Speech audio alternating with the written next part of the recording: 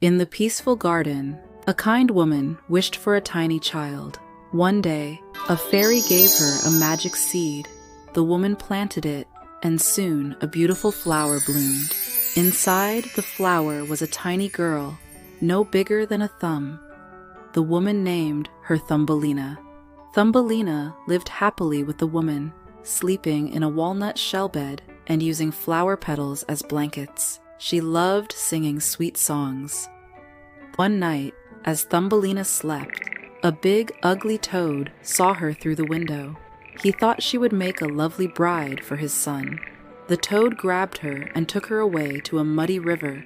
Stuck on a lily pad, the toad placed Thumbelina on a lily pad in the middle of the river, planning to come back with his son. Thumbelina was scared and cried for help.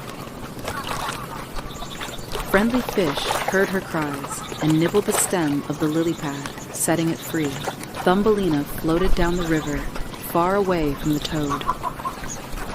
As she drifted, a butterfly saw her and helped pull the lily pad with its wings. Thumbelina smiled and enjoyed the gentle ride. A beetle flying by spotted Thumbelina and snatched her away, thinking she was beautiful. But when he showed her to his beetle friends, they laughed at her human appearance, calling her ugly. Feeling embarrassed, the beetle left her alone in the woods. Thumbelina wandered the forest, lonely and cold. She found a bed of leaves to sleep in, but winter was coming, and she feared she would not survive the cold. One chilly day, Thumbelina found the home of a kind field mouse. The mouse took her in, giving her food and warmth. Thumbelina was grateful and stayed there for a while.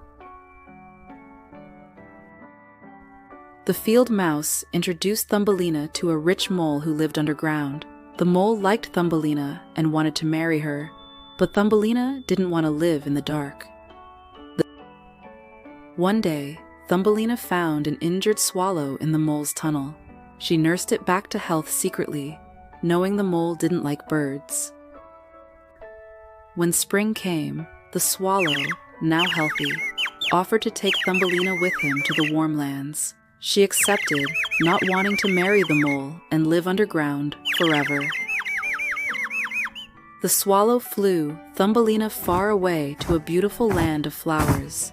There, Thumbelina met tiny people just like her, who lived in the petals of the flowers. The prince of the flower asked her to marry him. Thumbelina's new home. Thumbelina married the prince and became the queen of the flowers. The swallow flew back to tell her old friend, the kind woman, about Thumbelina's happy new life. Thumbelina lived joyfully in the land of flowers forever.